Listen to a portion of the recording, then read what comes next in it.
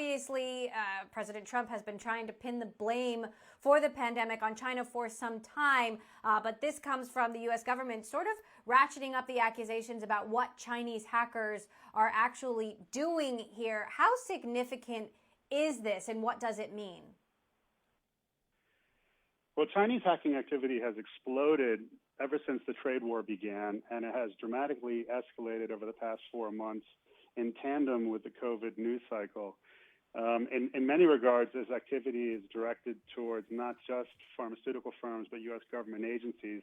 And this, in large part, is due to the geopolitical tension that exists between the two nation states. I will say, though, that the Chinese hacking community has finally reached the plateau, a level where they are equal to the U.S. when it comes to cyber attacks and cyber espionage. Now, this might sound a little bit controversial, but we know that scientists are working together around the world in the race to develop a vaccine. Why should the information that the U.S. has about treatments and possible vaccines for COVID-19 be secret? Well, given that we're facing an unprecedented disease and a widespread one at that, this is all about economic security and national security. And frankly, these are private organizations who are developing the vaccines, and they have every right to manage and secure their own intellectual property. I also think, though, that there will never be sufficient doses created within the first year that a vaccine is developed, and thus you'll see hoarding by nation states to protect their citizens, which makes it even more of an imperative from a national security and economic security lens. There's also been an indication that Iranian hackers have been playing a role here. What role do you believe Iran is playing in some of these threats? Yeah, look, Iranian attacks have increased ever since the assassination of Soleimani, and the Iranians historically like to serve revenge cold. The Iranian cyber militias and cyber army, per se, is very sophisticated now. They've benefited directly from technology transfer and assistance from countries like Russia. And it's a matter of time that they will serve up that revenge. But I'm very concerned about the security of the healthcare sector and the financial sector, for that matter, where we're seeing a 238% of increase of attacks against the financial sector just over the last 4 months. You've just released a lengthy report on the threat landscape in general, and you single out bank heists and attacks on financial institutions. What kinds of activity are you seeing there, and how serious is it? Well, it's dramatic. It's dramatic. I've never seen such an unprecedented level of a cybercrime wave.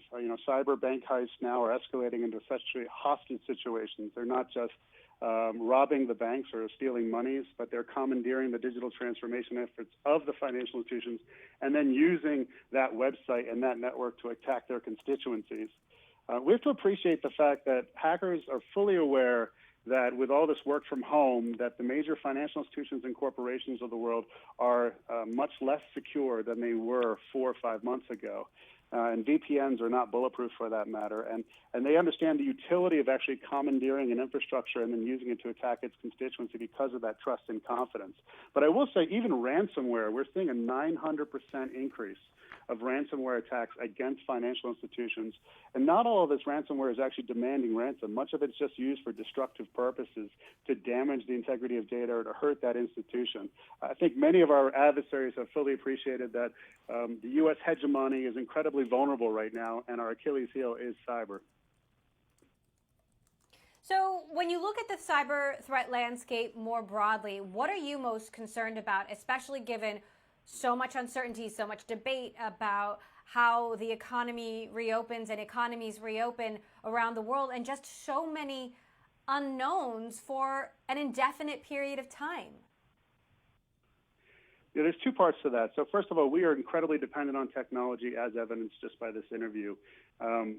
All organizations, corporations, financial institutions, and government agencies are implicitly trusting their technological communications and their operations to the next gen of the web.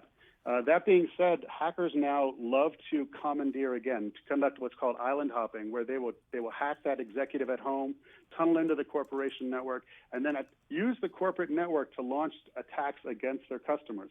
And what's problematic is we're also seeing, in line with that, an increase of destructive attacks. So what happens when a major financial institution's infrastructure begins pushing destructive payloads against their constituencies, against their shareholders, et cetera?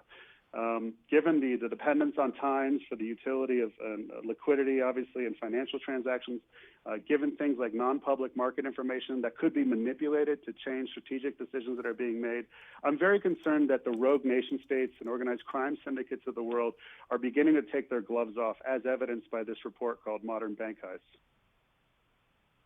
How well protected are U.S. institutions? You know, obviously we're talking about financial institutions, but some of these healthcare institutions, these pharmaceutical companies that are sort of accustomed to working on, you know, privileged and secret research. I mean, is the U.S. and these U.S. institutions, are they really prepared from a cyber perspective? No, they're not, frankly, because of work from home.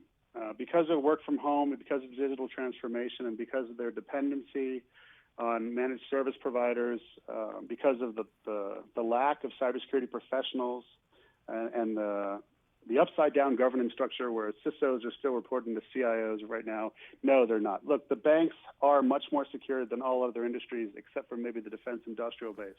But the banks are being targeted by the very best hackers in the world, who are using, fileless malware, which is a new form of attack technology, to penetrate those financial institutions. And frankly, what the banks have done very well over the years is create network security, but network security goes out the window in a time where all of your defenders, as well as all your executives, are working from home.